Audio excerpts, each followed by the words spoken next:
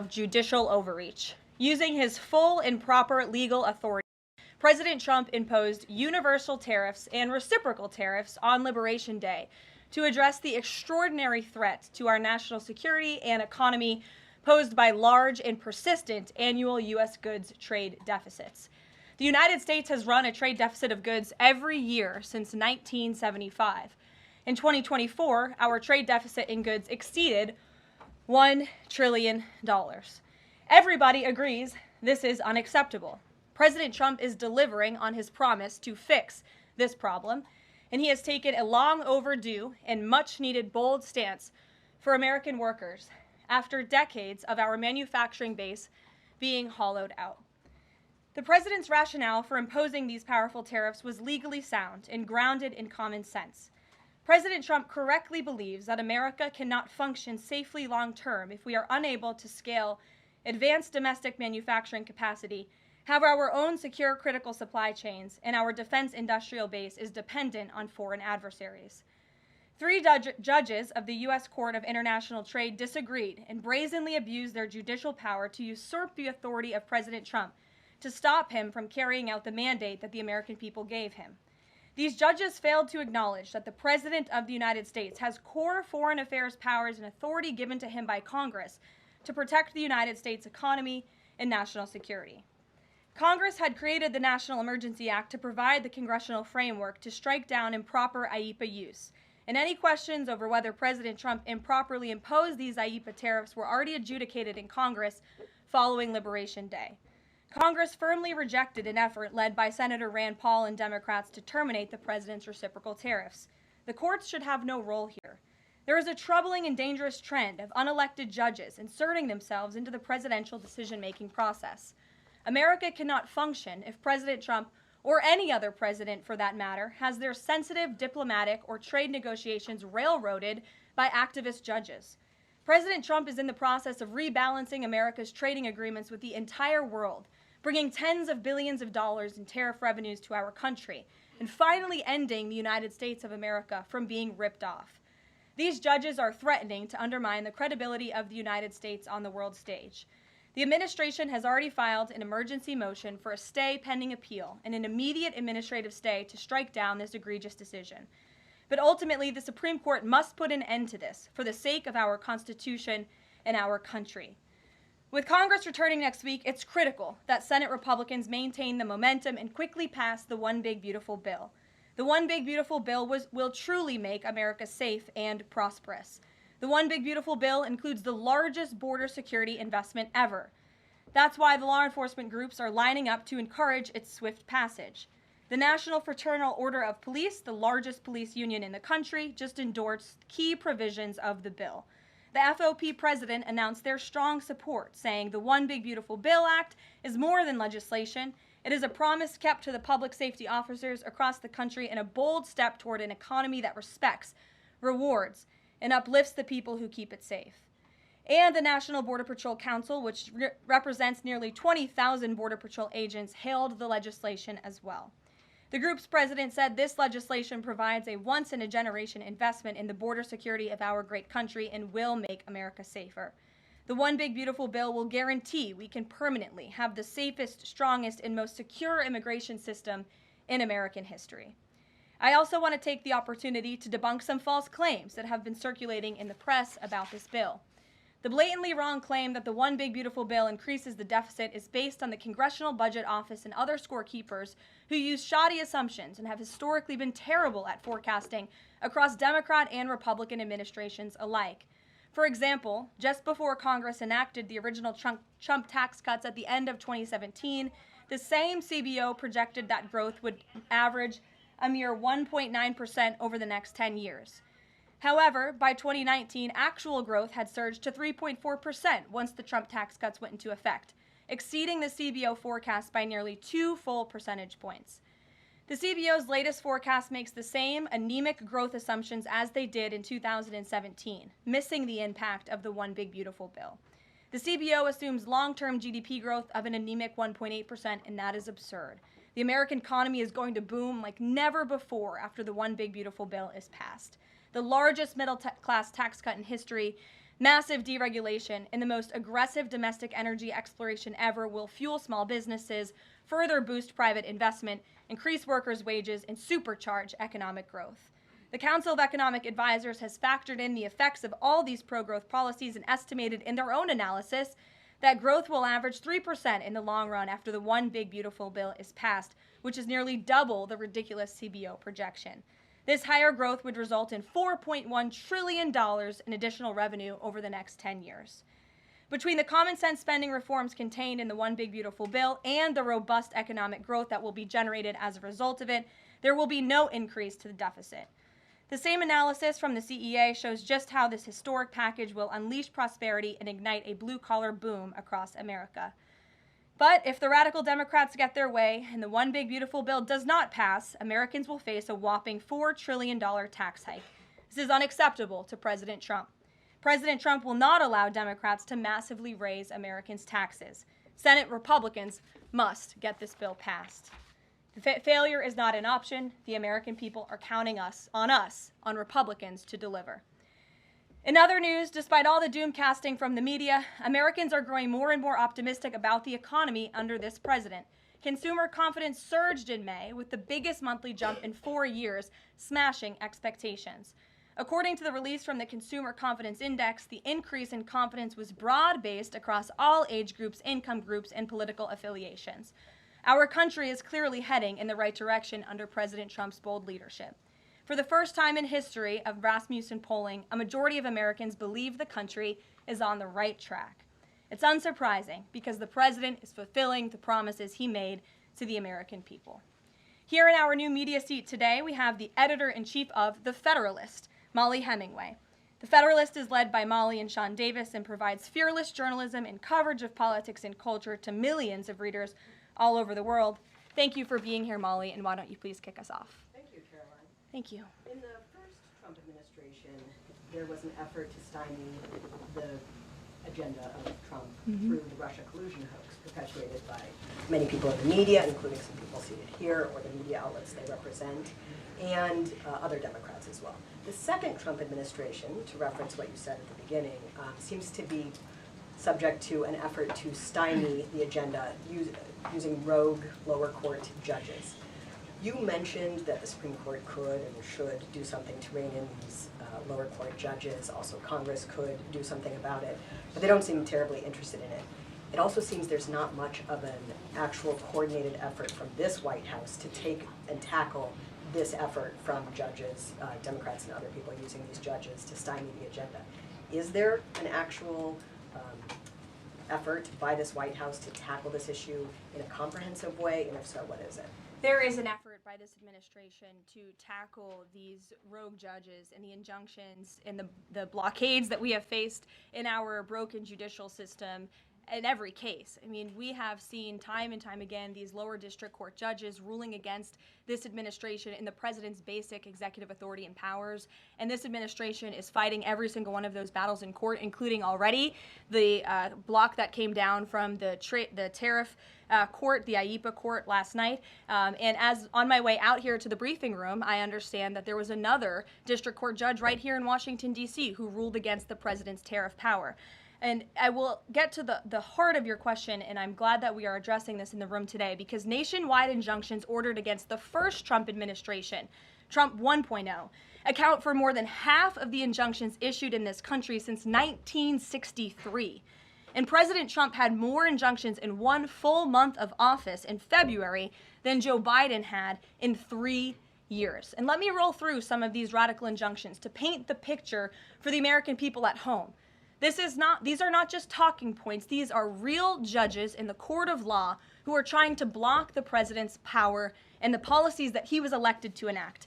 For example, a court ordered the Trump administration to return already deported terrorist aliens back to the United States. A court has ruled the Trump administration can't even temporarily pause our refugee programs. Courts prohibited the Trump administration from eliminating federal funding for child transgender surgery and mutilation, a practice that the American people overwhelmingly reject. A court also held that the Trump administration could not ban people experiencing gender dysphoria or mental health issues from serving in the military. Ridiculous. Courts prohibited the removal of transgender women from women's prisons despite potential physical harm to real women in those prisons, biological women. A Northern District of California judge issued an absurd ruling that the president cannot fire people within the executive branch without Congress passing a bill, even though Congress has expressly authorized the president through the Office of Personnel Management to authorize reductions in force across agencies. A court also ordered the Trump administration to rehire thousands of already fired employees in several cases. A federal judge blocked the Trump administration from defunding the Department of Education, another signature campaign promise that this president has the power to implement. Courts ordered the Trump administration could not eliminate funding for illegal DEI programs, hence the word illegal. These are illegal programs to begin with, and now the courts are trying to say this president can't roll them back. And a district court judge prohibited the president from issuing any categorical funding freezes. And then another court ordered on top of that the administration makes $2 billion of payments in 36 hours. These are just a few of the ridiculous orders that we have seen from lower district court judges every day, and we hope that the Supreme Court will weigh in and rein them in. But White House advisor Stephen Miller says it's judicial tyranny. Some people are calling it a judicial coup.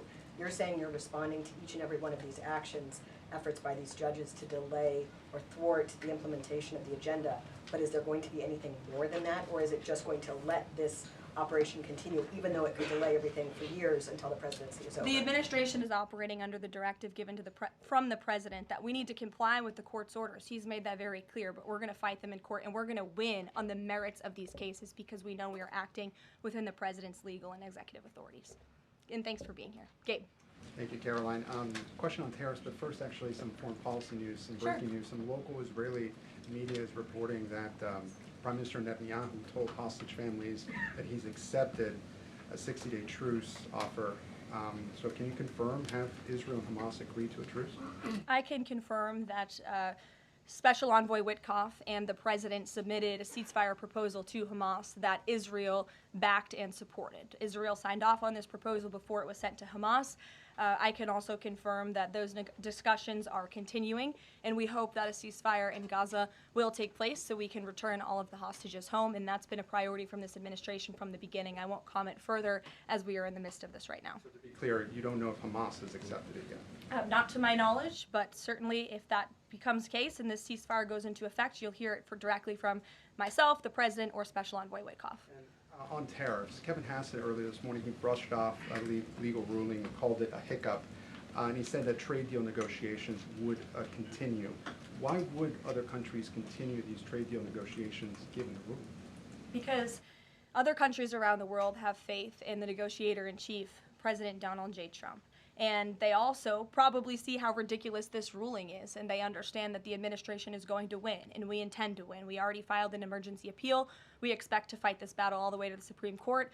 These other countries should also know, and they do know, that the president reserves other tariff authorities, Section 232, for example, to ensure that America's interests are being restored around the world. But I can confirm that our ambassador for trade, Jamison Greer, already heard from countries around the world this morning who said they intend to continue with these negotiations. Peter. Thank you, Karoline. So many of the president's plans right now are being blocked by courts.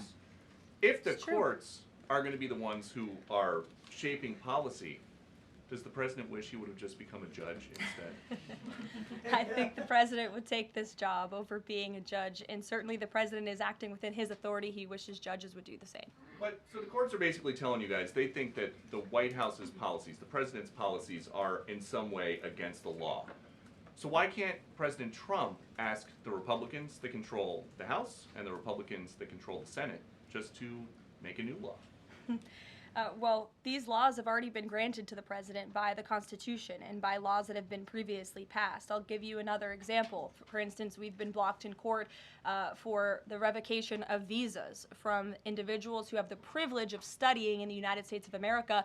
Secretary of State Rubio has simply used his authority to revoke those visas, to revoke that privilege, and we've seen the courts try to block that. So if these judges want to be the Secretary of State or they want to be the president, they can run for office themselves. It should be the other way around. But all of the actions the president has taken rely on legal authorities that have already been granted to him by our nation's existing laws. And on a different topic, there are some folks in President Biden's inner circle who are now in talks with Republicans in Congress to give interviews about how they may have handled President Biden's decline.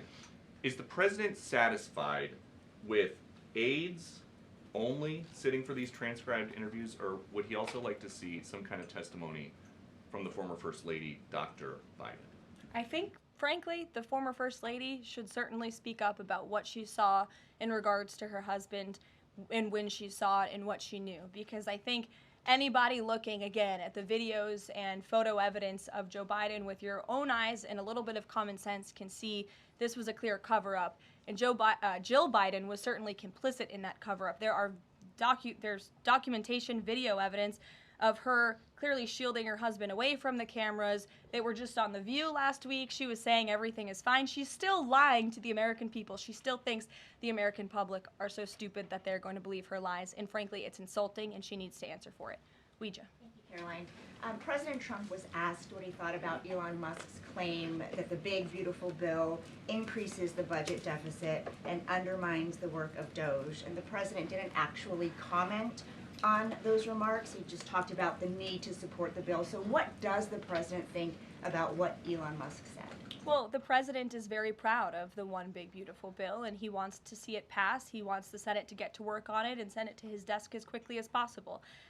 Of course, as you know, Elon Musk announced last night his departure as an official special government employee from the Trump administration. We thank him for his service. We thank him for getting DOJ off of the ground, and the efforts to cut waste, fraud, and abuse will continue. So he doesn't have any comment about Musk saying it adds to the deficit and it undermines all his work? The president commented on this. I commented on it. I told you that this bill saves $1.6 trillion according to the Council of Economic Advisors and the analyses that the president believes in. So he gave a comment. I gave a comment. Just because you don't like that comment doesn't mean it's not a comment. Rachel. Thanks, Caroline. Back on trade, I know you said the White House is going to fight this ruling in court. Is the administration actively reviewing other avenues, other options to carry out the president's trade policy? The president's trade policy will continue. We will comply with the court orders, but yes, the president has other legal authorities where he can implement tariffs. However, it does not dispute the fact that the president was right to declare a national emergency when it came to fentanyl and when it came to our crippling deficits and the lack of critical supply chains here at home. That is the reasoning for the president's tariffs. And the court didn't dispute those facts, by the way. And there have been other courts that have reaffirmed the president's position. In fact, a ruling in federal court earlier this month shows that the administration is in the right, said we will win on appeal. A federal district judge in Florida ruled that IEEPA, in fact, does grant the president the authority to unilaterally impose tariffs. And 20 years ago, I will add, they are not a court, the New York Times editorial board responded to the January 2005 trade deficit of $58.3 billion by writing an editorial entitled Dangerous Deficits.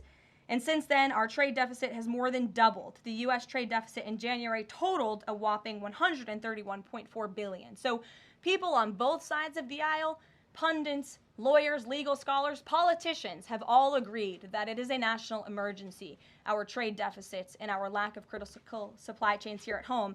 It's just President Trump was the first president to actually act on it, to restore that wealth and that prosperity to the United States of America. And it's very unfortunate that the courts are now blocking his attempts to do that. Has the administration then reached the point where you are actually asking your economic advisors to start reviewing other avenues to implement the president's trade policy, or do you want to just see this legal process take place for now? We can walk and chew gum at the same time. We are doing both. Josh. The Fed says the president met with the Fed chair earlier today. I'm wondering if you can give us any readout of that meeting. The Fed also says that they discussed the economy. I imagine the president might have shared views on rates as well, but what can you Sure. share with us? I can share with you that we saw, the president and I both saw the statement that the Fed put out after the meeting.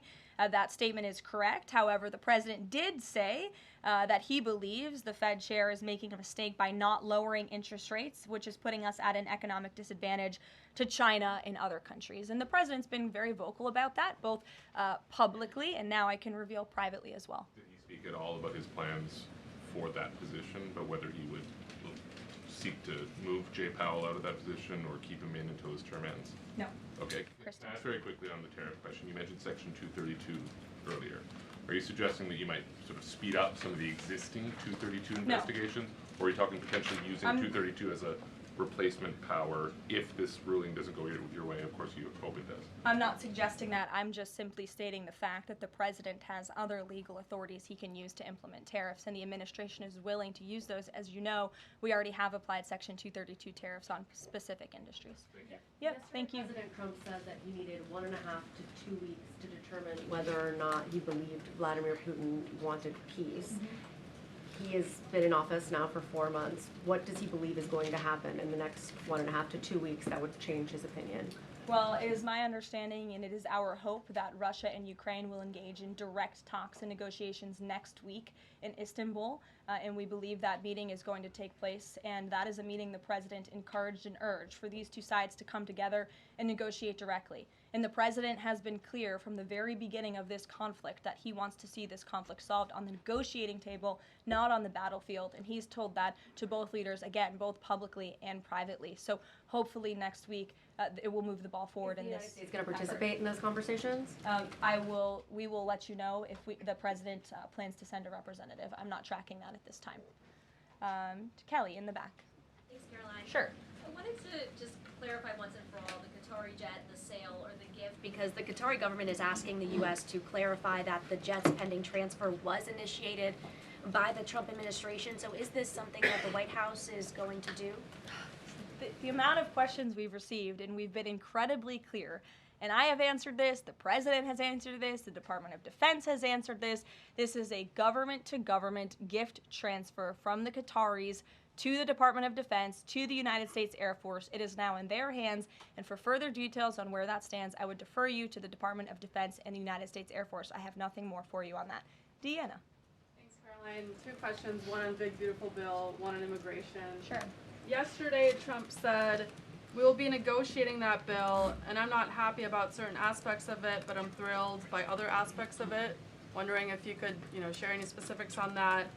And in immigration, do you know how many illegal migrants have taken Trump's voucher program so far and have deported themselves? I believe it's in the thousands of those who have chosen the easy deportation, and we certainly encourage all illegal aliens who are present within our homeland to take that option. It's a much more pleasant option than being deported, and we will deport you if you're here illegally. That's our intention. As for the first question, what the president was speaking about is how this is a great bill. However, it has come as a result of a hard negotiation. It's difficult to get things done on Capitol Hill, but thanks to President Trump, this bill is moving in the right direction. And thanks to House Republicans and the leadership over there as well, who did a great job mediating both sides of the caucus to move this bill to the Senate. And now the president, again, has told his friends on the Senate side and is already engaged in those conversations to get that bill back to his desk as soon as possible. Sure.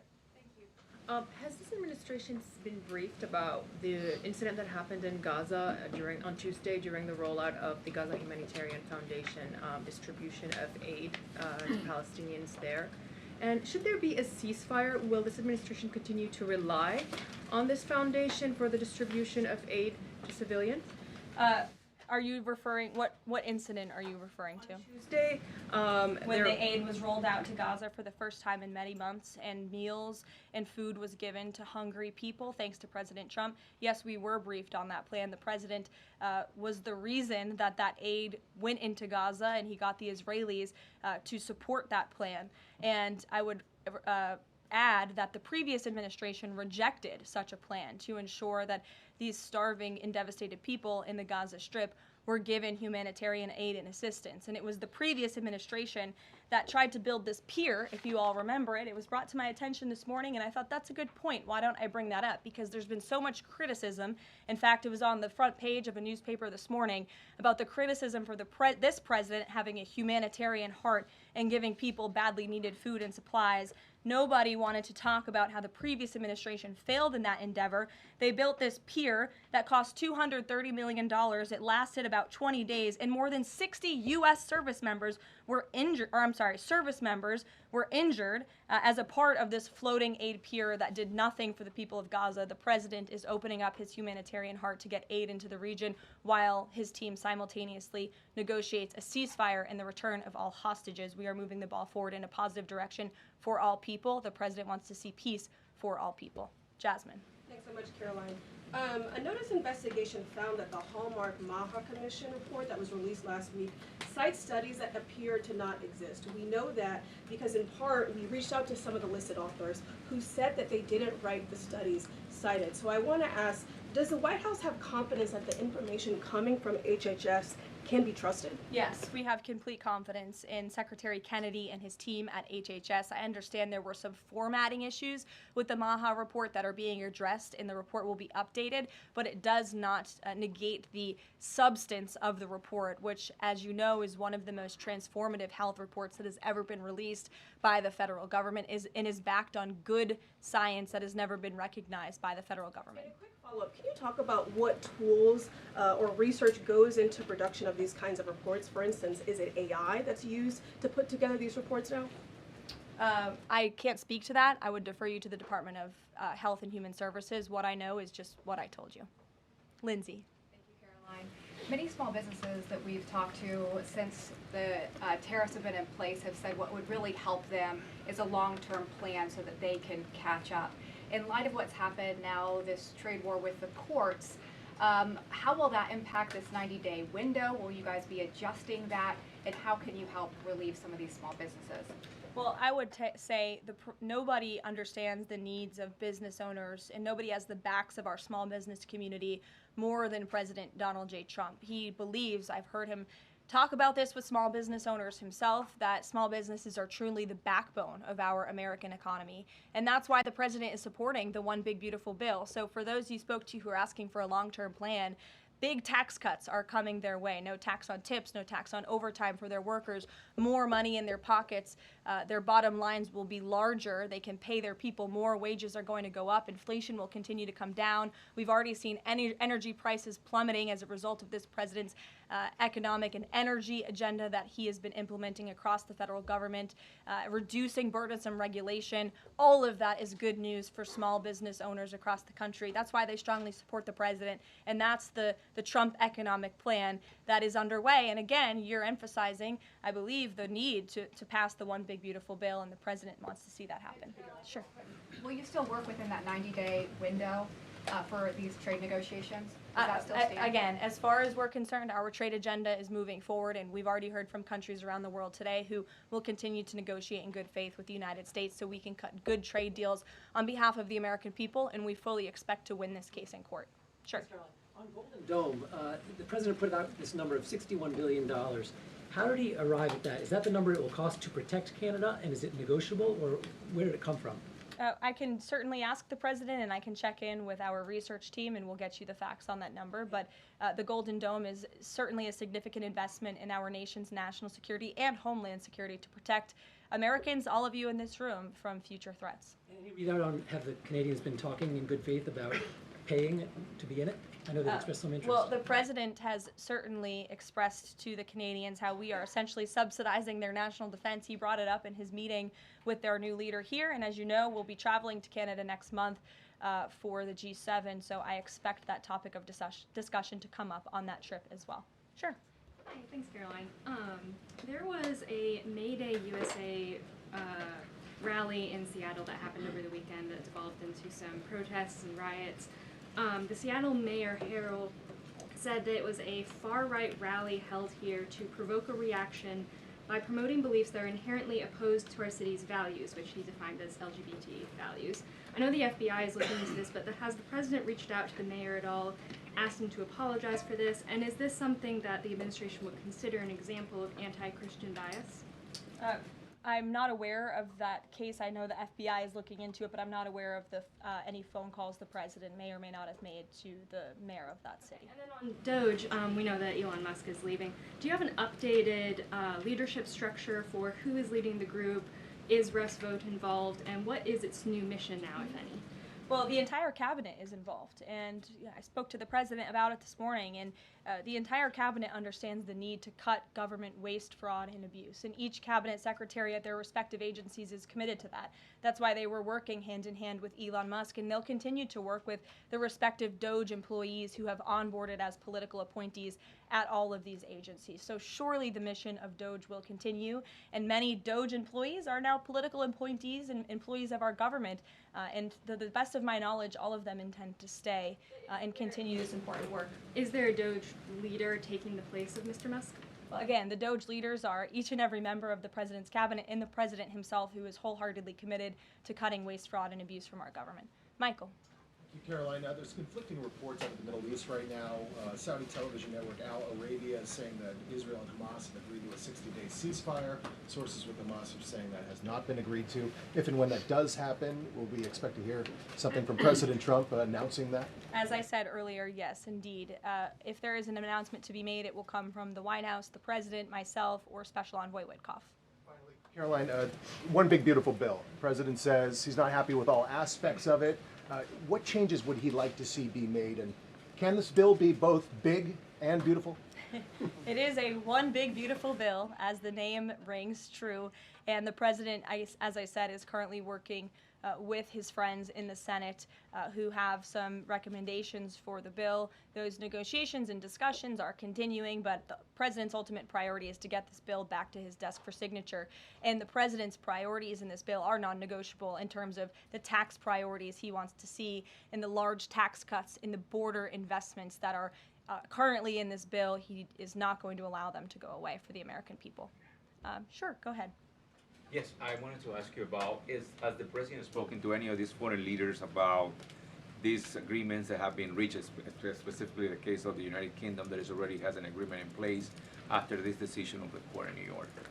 Has the president talked to foreign leaders about what? About the court decision in New York. Which court decision in New York? The trade court. Oh, the trade court decision.